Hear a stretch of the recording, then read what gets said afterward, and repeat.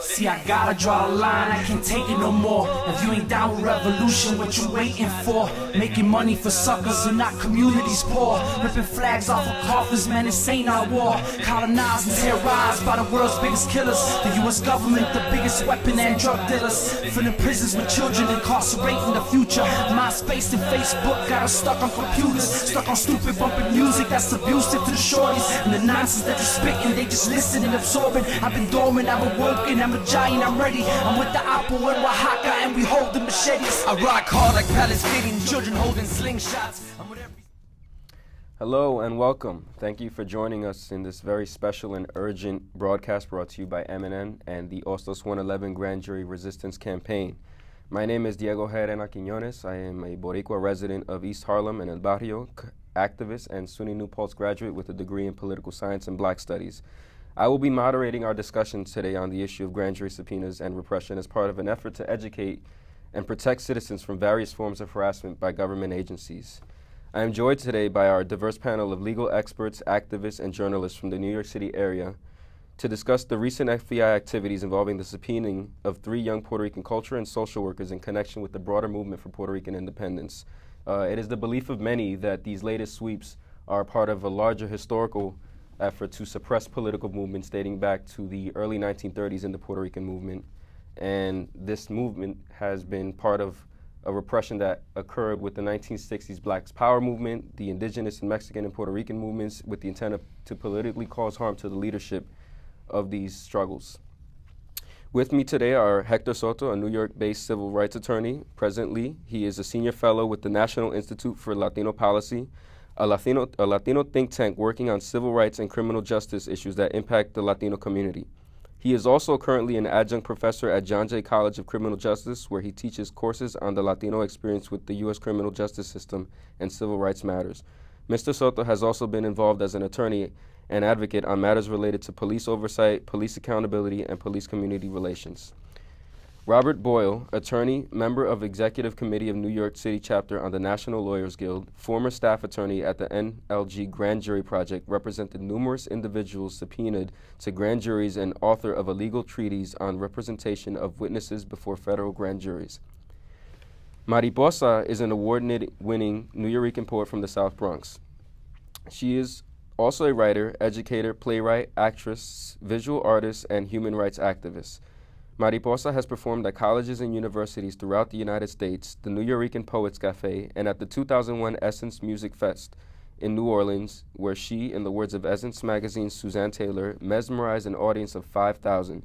She received her bachelor's degree in women's studies and a master's degree in teaching and learning from NYU.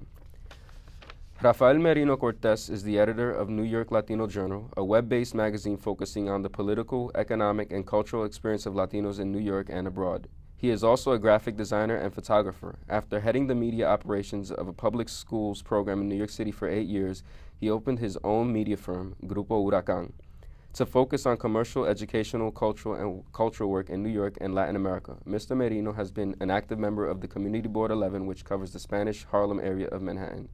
So to all our guests, thank you for being here and welcome. Thank you. Thank you. To begin, we really want to start with talking about what's been going on. So let's start with telling our audience exactly what has been going on and to whom. Since sometime in the middle of December, there was a grand jury that the FBI, this actually goes back to, from my understanding, the FBI director in San Juan, Puerto Rico, Fraticelli, he put out an information regarding individuals in New York City who may have had information associated with members of the independence movement. And this wasn't directed at these individuals that are being subpoenaed, but rather directed at information that they may have about people they may know. And since then, they've been subpoenaed to appear before a grand jury this Friday, January 11th. And the community has been really surprised at this continued persecution of the Puerto Rican community that has been going on for a very long time, actually. And we're really, you know, a lot of these individuals that have been subpoenaed, you know, a lot of people are saying they're not even activists. They're professionals. These are working people. These are artists. These are members of the cultural community and filmmakers, and we really are suspect, and we really, the community has been really outraged. And once again, because this is part of a long series of raids, of going after people, investigations within the Puerto Rican community to try to weed out something, to try to stop movement, or to find people who may have information. Okay. So you can probably connect this to the efforts, the greater efforts in the Patriot Act, but of course this has been going on for much, much longer than the Patriot Act has been around. Okay, so Bob, if you could just tell us what exactly a grand jury subpoena is. Well, first, I think that the danger of these subpoenas has to be also viewed in a historical context of the use of a grand jury investigation to repress political movements. I mean, against the Puerto Rican independence movement, it goes back to the 1930s. It was used against the Black liberation struggle, as well as the anti-Vietnam war protester movement in the 60s. So when people say, well, it's only a grand jury investigation, why not? Why are you so upset about it? It needs to be viewed in that context, and I think that's why it's very important that the community has responded in the way that it has done. A grand jury is a group of citizens which are selected similarly to a petty jury which might hear a trial for guilt or innocence. But they meet in secret, and they act really at the behest of the United States Attorney and law enforcement, the FBI. And because they meet in secret, and we don't know what goes on inside the grand jury room, it is enormously susceptible to abuse. Originally, it was designed as a protection of someone's rights, that you need a grand jury indictment to be prosecuted, but it has evolved into a tool of the prosecutor. An individual can be subpoenaed for any reason or no reason at all. The fact that an individual is given a subpoena does not mean that they have committed or are even suspected of committing a crime, or even that they know about a crime.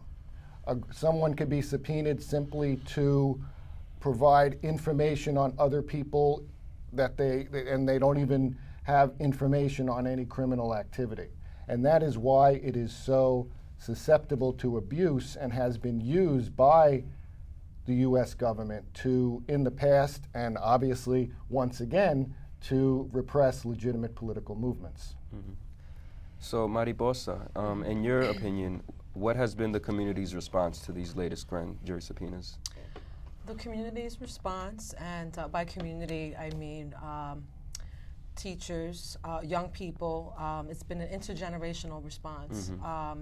Political activists, members of the clergy, of the church, artists, poets, musicians.